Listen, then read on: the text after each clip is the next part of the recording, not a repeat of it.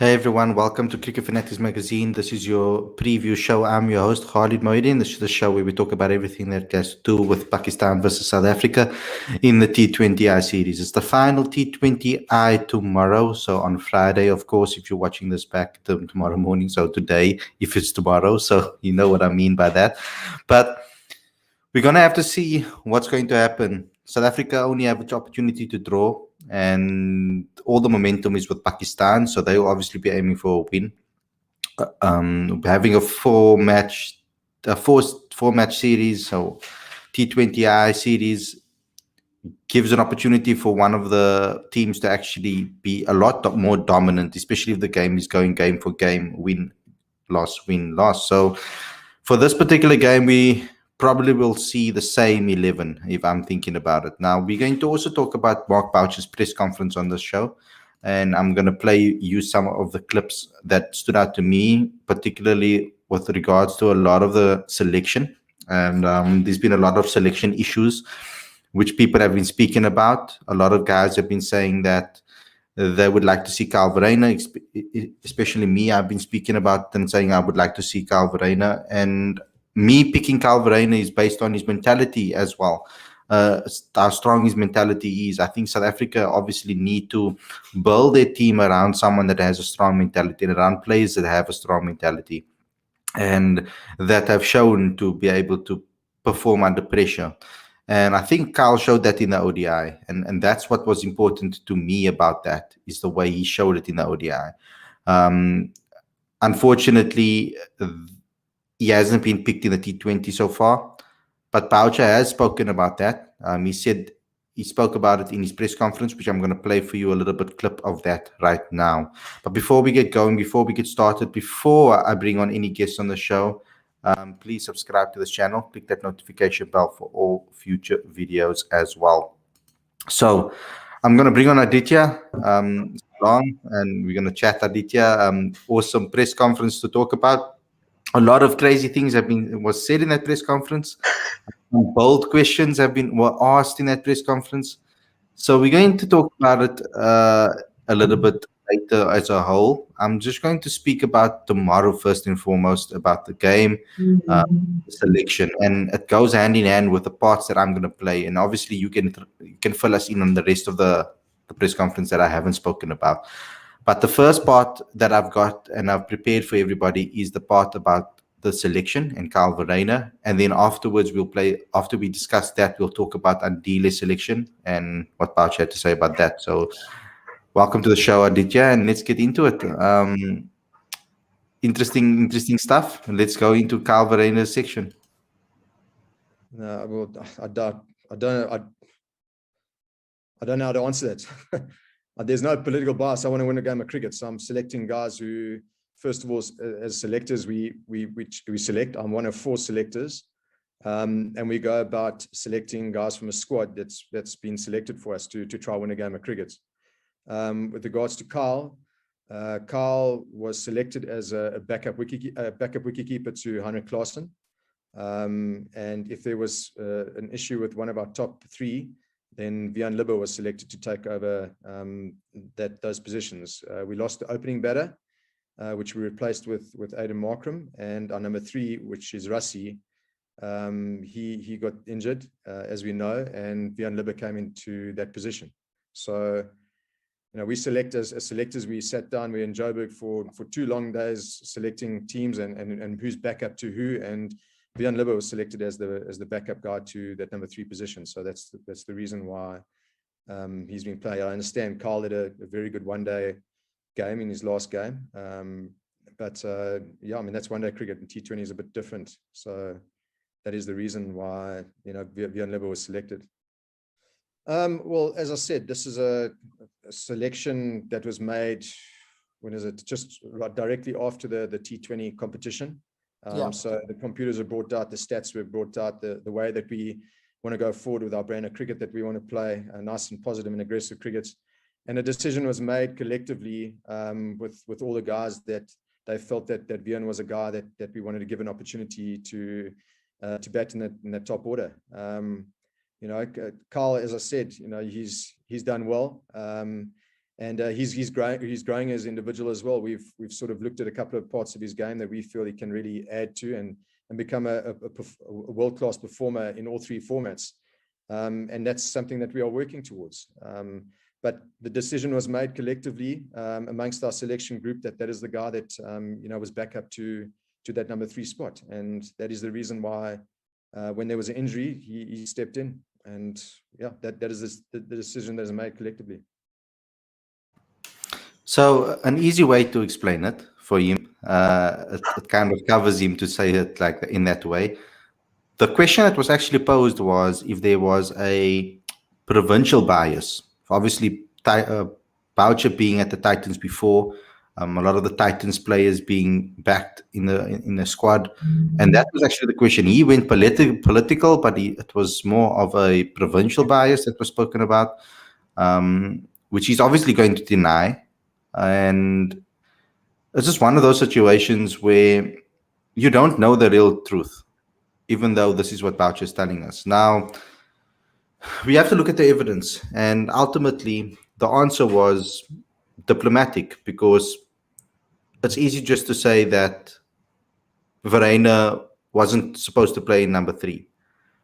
But we know that Verreynne can bat anywhere in the top 5, 6.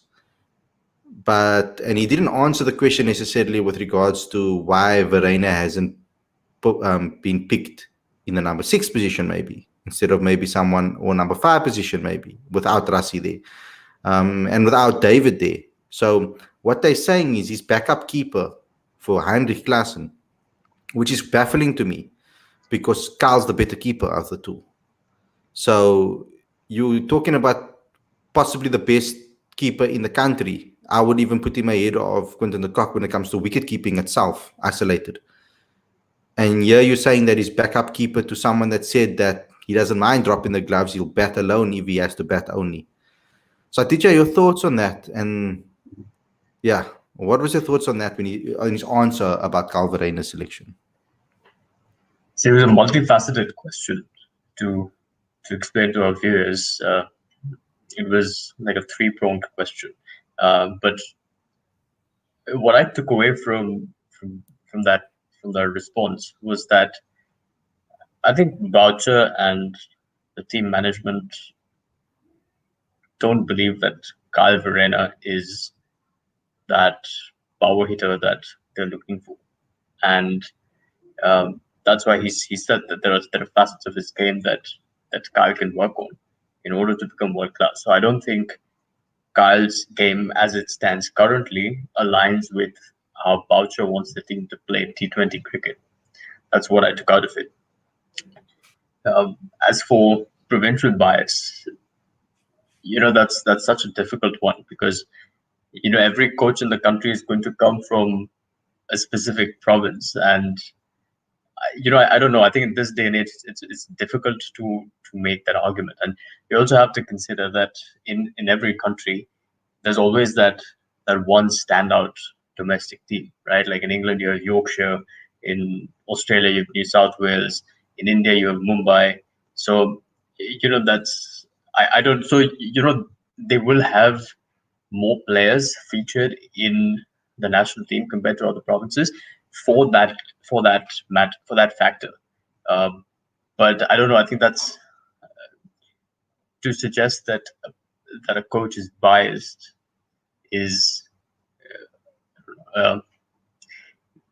it's very unfounded. I think it's very hard to prove. Yeah, it's very hard to prove. That's the problem. We can make assumptions and we can say what we think, but it's actually very hard to prove whether someone is biased or not. Because if I look at the lineup currently, it's only really Aiden and Shamsi that have been selected in the squad, and Heinrich Klaassen. So 3 of them that are from the Titans, if I think correctly now. And then it's Andile from the Dolphins. It's Piet van Bouillon from the Knights. It's Rassie from the Lions. Janneman from the Cobras. George from the Cobras. So at the moment, it's quite evenly spread out. Yeah. In the teams are actually quite easily spread out. But yeah, it's very difficult to prove that. And as he said, there was a selection panel of, I think, he said there's 5 of them that on the selection panel, four of them. 4 of them on the selection panel. So I'm assuming that's Victor Pinsang. I'm assuming that is Mark Boucher. I'm assuming that is obviously Patrick Maroney. And I don't know who the 4th is, if it's Graham Smith or if it's Enoch Nkwe or who's the 4th person on the panel. Would be interesting to find that out. Who that is. But okay, let's move on to the next point. And the next point was about Andile, which is a lot of the guys in the comment section would want to hear about that, because Andile is not on everybody's good terms at the moment. So this is what Mark Boucher had to say about Andile Phehlukwayo. Look, he's not playing as a batter, he's playing as an all-rounder. I've said, especially after the England series in Cape Town, that we can't go into a T20 game with 5 bowling options. It unfortunately doesn't work, with certain guys on certain nights find it difficult, and you need backup for that as well. So, having all-rounders as an option is always nice. And, I think in the side at the moment, we've probably got, 7 bowling options, which is nice. So the previous match where Andile didn't bowl, we bowled really well. And we used the guys who were bowling really well. So that's probably the reason why he didn't bowl. Our captain's got options, and he's got to make a call on the nights or on the day what options he wants to go with. That can change from time to time. Yesterday, we sort of got ourselves into a position where we weren't picking up wickets, and maybe we decided to go death fairly early. So there are certain guys who that is their game. A guy like Sisanda, Lazard Williams, they're very good death bowlers. So he probably decided to go with those guys at that specific time of the game to try and make it difficult for those guys to score. It didn't come off last night, but certainly the good thing about it is he has got quite a few different options, and he's the guy who's got to make the calls on the day with what he wants his bowlers to do. So Heinrich Larssen's decision not to bowl Andile. And he also mentioned that he's not a batter, he's an all-rounder. So you can't really compare him to someone like Verreynne. And they want 7 options with the ball. So that's explaining how so you guys must try to decipher what Boucher's saying over here, that this is how they want to put their team together. They're looking for guys that can be, they're looking for 7 bowling options ultimately, which is a lot actually in a T20 game. So your thoughts on those particular comments, Aditya?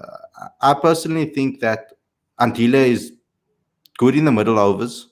When you have good death bowlers in your team, I think Andile is better in the middle overs, and then someone at the top and then at the back end. So you kind of need 2 opening bowlers that can bowl at the top and at the death. And then you need a couple to fill up the middle overs. And I think that's where Andile comes in.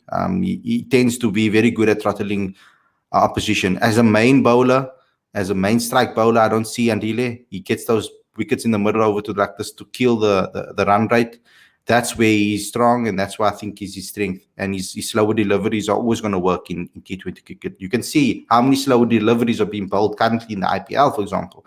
It's one of the main things that people turn to. It's the main weapons that people turn to in T20 cricket, particularly in India.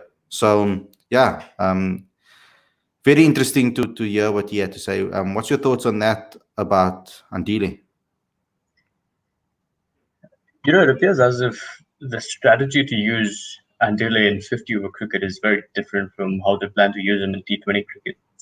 Because in 50-over cricket, I think the first game, they did use Andile in the last over, didn't they? Yeah. So they think that Andile is qualified to be a death bowler in 50-over cricket, but not so much in 20-over cricket. I don't know. That's a bit confusing to me. Because essentially you're doing the same thing, right? There was a lot of things that confused me in this press conference, but you obviously talk about that afterwards. And I thought that essentially what Klaasen said yesterday was that they did try to use that death bowling approach fairly early to contain Babar and Rizwan. But until it didn't fit into that, because perhaps his role in T20 cricket is not death bowling. So I mean, I understand that, it's a wrong call. It didn't come off. Fair enough, whatever. But I don't know. I mean, it's something that I'd like to know from Boucher, that if Andile can be used as a death bowler in 50-over cricket, then why can't it be used in 20-over cricket? Yeah, I don't know. I'm confused. I'm confused about a lot of things said in this. He mentioned there was I can't remember the whole 16-minute press conference. The press conference is on this channel, guys, if you want to go watch it back. But like things like, oh no, we weren't smart enough in the game, and it's going back to that smart attacking brand of cricket that they want to play, the whole smart situation. I mean, can you coach smart? Is something that I want to know. Like, it's not something necessarily you can coach, and only if something comes off is it counted as smart? I mean, it's not something that you can completely control. So it's very confusing with regards to that. That the pressure was like I'm saying in the comments, the pressure was wild. It was exactly, and I will predict that tomorrow they'll probably pick the same 11, and I don't think they'll make a lot of changes, because I think they need to back the decisions that they made. I think it's too risky for them to change everything around, because then people will ask, why didn't you do that before? So I think they're going to keep the same 11. I don't think they're going to change much around. What's your thoughts on the 11? Do you think the same thing? From the press conference, it was kind of gave us that opinion, didn't it? Yeah, I really feel for the players, to be honest, because Boucher said that they spent the entire morning in like individual meetings that can't have been fun at all. So I honestly don't know. It's quite likely that they'll play the same 11, for the exact reason that you just mentioned. But I think what I would have liked to hear is that you look at the entire series, the ODI series as well as the T20 series. I think ultimately I would have liked the focus of it to be on just the fine margins of cricket. In the first ODI, instead of 160 dot balls, you make that 150 dot balls. That's 10 extra runs. You win the game. In the third game, instead of playing 143 dot balls, you play 110 dot balls. You win the game. Mm-hmm. And it's pretty much the same in the first one. Aiden doesn't get out early. He bats for 2 more overs, scores 15 more runs. You win the game. That's series victories right there. And sometimes I feel like things are a bit overcomplicated in the minds of players and the management. But if you look at the difference between the two sides, it's literally those small margins. And I don't know. I hope that South Africa comes on the right side of it tomorrow. But they will be under more pressure than Pakistan to do so. Yeah, 100%. And I think there's a confusion around the board, because around everything. Sorry, not around the cricket board. Yes, there's confusion around that too. But I'm saying across the board, there's as well confusion. With regards to like Aiden Markram, for example, a lot of people were complaining because he couldn't convert into 50s. Then he scores 3 50s in a row. Now they're saying no, you must score 100s. I mean, it's like how do you win as a cricketer? As a fan base, we need to celebrate small wins, small victories, when we see improvements, etc. What I'm majorly chuffed about when it comes to Aiden is the way his game has progressed against spin over the years.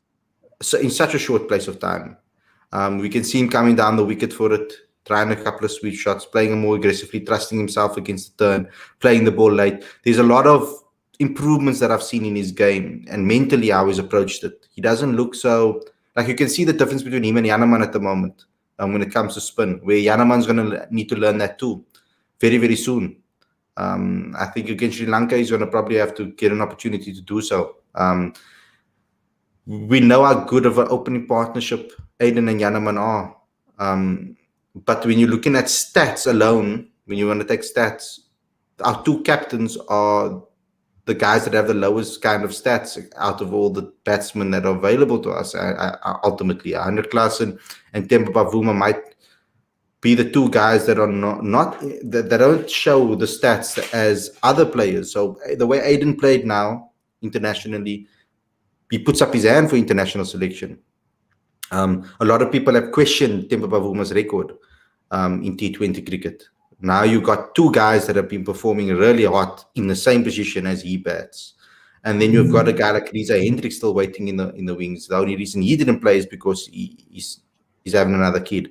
So it's very confusing on how they're going to get everything sorted so close to the World Cup. I mean, I was always under the impression that they needed to practice this. They needed to get these things in order back then already, a year back already. When they played England already, this should have been happening. The testing should have happened. I think now Corona has pushed them to do so, and the IPL has pushed them to do so quickly. But they should have done this a while back when the T20 matches didn't really mean anything. Now the T20 matches mean something to gain momentum into the World Cup, because you want you guys to be on form going into that World Cup. Another thing that the fact that Boucher said now that he's behind Heinrich Klaasen as a keeper, Carl, confuses me as well, because when England against England in the ODIs that they cancelled on us he was going to keep. It came across to us like Boucher was assuming or was implying to us that Carl was going to keep in every match that game in that round, and Heinrich Klaasen was in that squad too, but Carl was going to keep. So going from the backup keeper to Quinton to going to the third in line really, really confuses me. Go look at the stats, guys, as wicket keepers in domestic cricket, and go look at Carl Verreynne's stats compared to Heinrich Klaasen. There's no doubt in my mind that he is the better keeper. So it's almost like they're giving him the gloves to keep him in the side in a way. And now he's vice captain as well. I'm not saying that Heinrich Klaasen is not a good player. I'm not saying that at all. I just feel that Carl has done so much over the last 3 years that have proven that he should be in this team. And it's very, very unfair that he is not. That's all I'm trying to say on that. But anything else in the press conference that really confused you or stood out to you that you maybe want to touch on and get my opinion on, Aditya? We should probably give the fans an update on AB de Villiers and the fact that Boucher had a conversation with AB de Villiers before he left for the IPL, and the conversation essentially was that we're going to see how AB goes this IPL, and towards the back end they'll probably take a call on how to move things forward. You know, whether AB is going to be in the side and what he needs to do to get into the side, or if he's not going to play the World Cup. So yeah, the AB question was answered as well. Mm-hmm. And there's still questions over the AB question. And it seems still to me that Boucher's keen as long as AB's keen. So I think those conversations will probably have according to how he performs in this IPL. So I think the IPL is kind of his trial for the World Cup in a way. If he gets into the swing of things, I mean, 48 and a duck, I think. Was it 48 and one? So essentially, he hasn't really done anything yet. So we'll have the 48 was match winning. The 48 was a match winning 48, though. I must say, yeah, you're right. That was it was amazing to watch that. But let's see what he does in the other matches. They're also playing on, like, Bangalore is playing its first set of games on the toughest wickets of the venues so far. Okay. Yeah. I know it's a bit slow.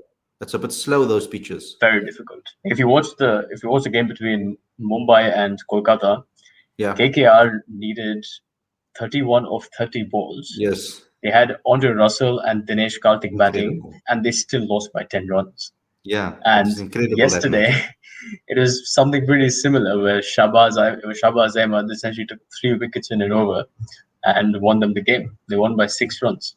They defended 149 runs. So very hard conditions. And are they playing on this? Are they playing on the same venues? Yeah, so it's something like no team has home advantage this year.